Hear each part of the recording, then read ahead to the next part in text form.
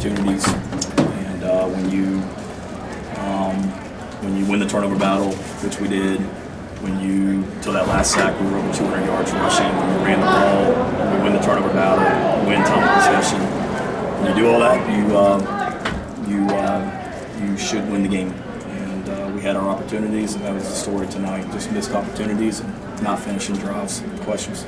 Shane, on those drives that you didn't finish, the penalties, 13 more, it just seemed like every time one would happen, 3 or 4 more bad plays. Not just the penalties, but why do the plays after that just not seem to work? Don't know, David. I'll have to look at the tape and see. Coach, 2 very well-timed turnovers right at the goal line. Can you tell me what your team did to force those, or it was more of a gift? No, I wouldn't say it's a gift. I'd say we worked the hell out of it, and you showed what we do, what we work. We showed our players those plays exactly. Arkansas lost a game to Memphis 2 weeks ago in a similar scenario. We showed them that one. The other night, the New York Jets, same situation happened against the Miami Dolphins in a Monday Night Football game. Showed them that one.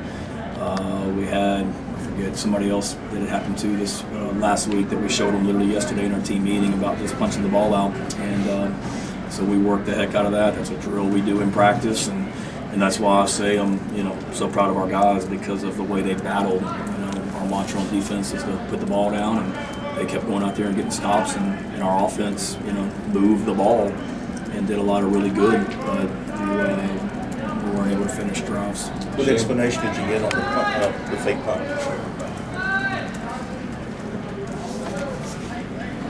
I was told that they were holding it and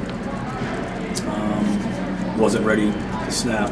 But in 26 years of coaching, Phil, I've never seen. Normally, to me, the center judge stands over the ball, and there was nobody standing over the ball, and the referee had his hands out, and then he backed out of there. So I don't know how the punter, the personal protector who's making the call, and the snapper are supposed to know don't snap it when the referee is standing behind the punter. Somebody's got to explain that one to me because I have no idea. How'd you feel about how Lenore's played tonight? Thought he battled his rear end off. He was he had some injuries. He was under pressure.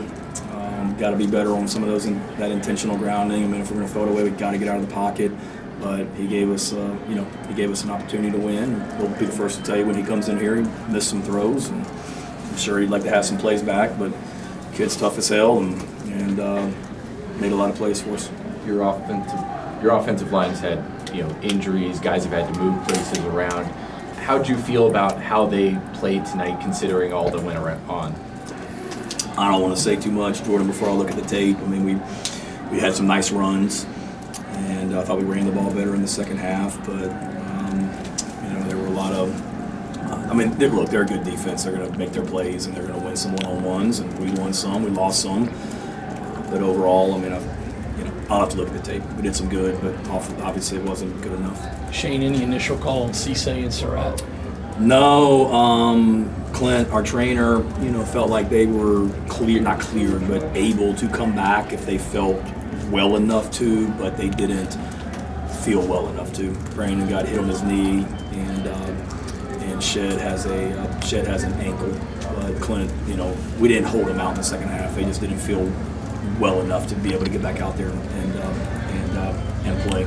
And then give credit to that freaking tight end too. I should have said that too. I mean, we couldn't cover 14, and that was a concern coming into the game. They've used him a lot in the red zone, and we were very aware of him in the red zone. But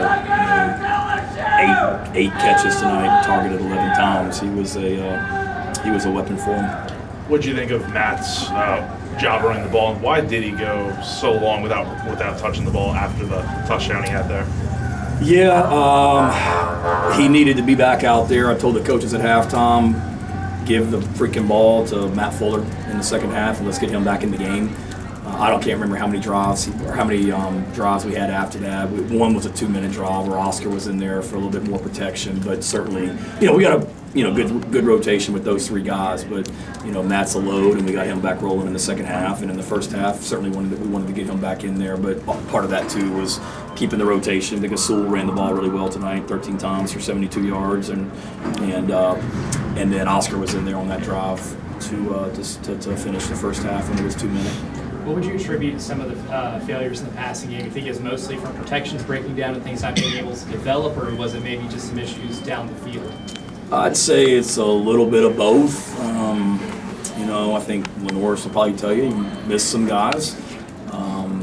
Receivers would tell you they got we knew we were going to get man coverage. I mean, that's what they play. And, that 4th down that we went for and played a Dre on the sideline, I mean, they're in man-to-man coverage. They brought pressure, and it's man-to-man across the board, and their guy won, and we didn't. So I think there's some of that we got to win our one-on-ones a little bit better. We got to, probably Lenore will tell you miss some throws, and then certainly protection. But there's no question about it. We've got to be able to throw the ball down the field better and take our shots for sure. Were you asked about Rodney coming out for Boaz? I'm sorry, I came in late. No, I wasn't. It was just part of the, part of the rotation. We had a fumble in the first play of the game, which is mind-boggling to me, and everybody heard the cadence, but Rodney apparently. And, we had planned on coming into the game, Hale, mixing those guys up and rotating some guys through. I mean, Nick Sharp got in there, and that was because he was going to anyway, and then Shed got hurt, and we had planned on playing Rodney and Bo both up front. Shane, how do you think Sharp played in his first action? It's hard to say. I mean, just glancing at some plays on the iPad on the sidelines, I thought he did some good things and seemed to be, having some fun out there and playing with some energy, which we need to be able to move people. And I'll watch the tape on my iPad on the plane, flying back, and have a better answer for you tomorrow night on the teleconference. Anything else for Coach? Last year, you guys had kind of some of these similar games that you could have won, just didn't late, and then got over the hump. Is there anything you can take from that, or completely different situation coming into this next week and trying to get over that hump?